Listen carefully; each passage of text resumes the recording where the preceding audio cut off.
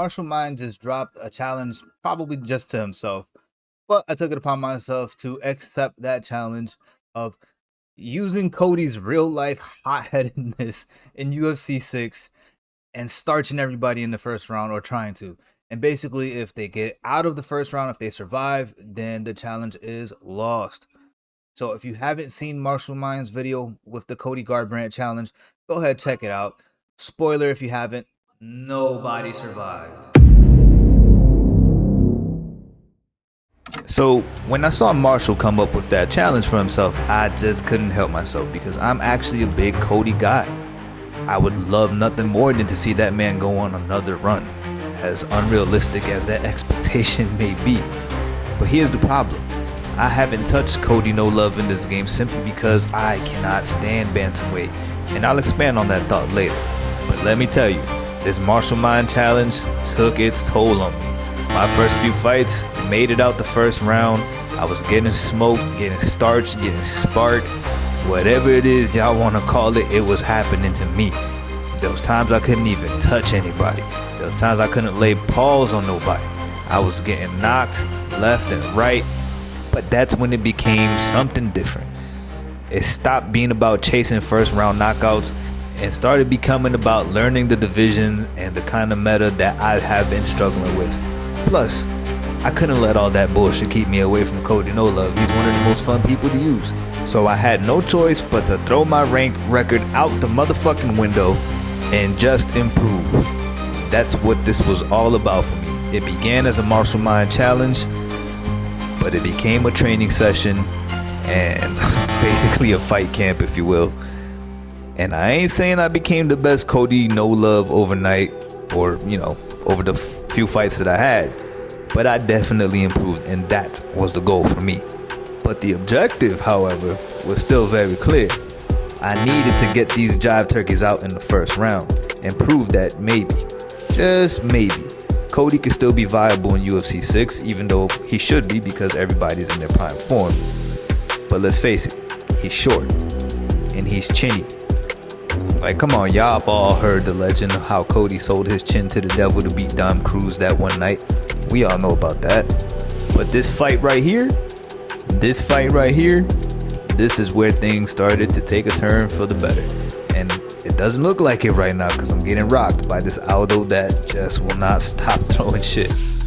But I started to lock in a little bit, started to pay attention a little bit more to Cody's perks, and just kind of strategize, fight more simulation, a little less hot-headed. Because with 99 punch speed and 98 punch power, yes, we are trying to use Cody's real life temperament and temper, but at the same time, all you gotta do is touch him up a couple of times with a couple of good shots.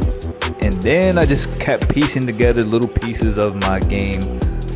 And like Marshall said in his video, you gotta utilize every tool that the game gives you. And that means head movement, lunges, minor lunges, major lunges, signature lunges, all that stuff.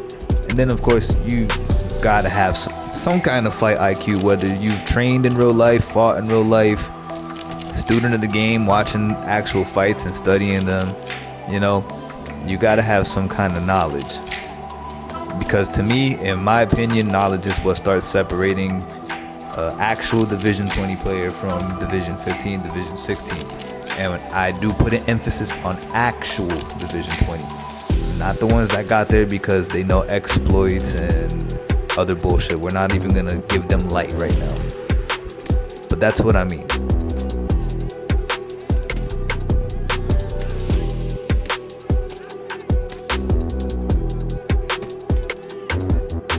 Gritting my teeth, putting my head down, putting in the work and locking in, especially against these Dom Cruz and Sean O'Malley players, have really done a lot for my mental because they are the two main reasons why I leave that bantamweight division unchecked.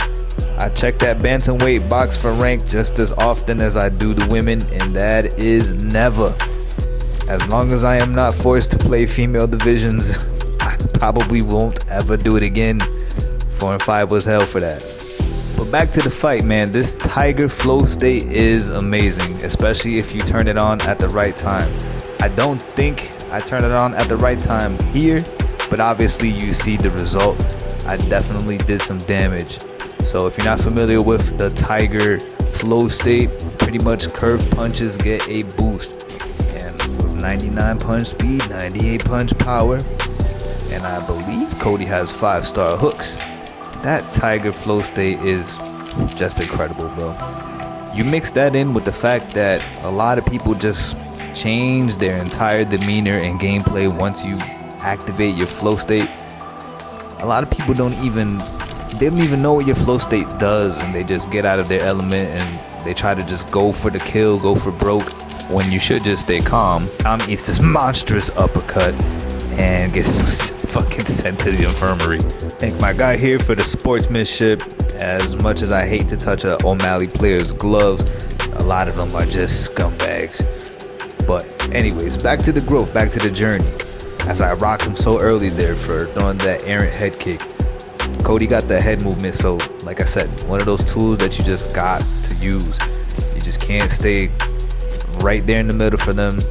You got to move that head offline. You got to use your lunges. And I'm doing major damage to this O'Malley pretty early, mostly because I'm remaining patient and not just rushing into his fucking punches. I believe Sean has the Stinger perk, which is a boost for straight, long range strikes that land. He may or may not have that, but I'm pretty sure he does. But I'm kind of letting him come to me and just throwing in the pocket, not moving my stick as much as I normally do, which is a bad habit I really got to get out of.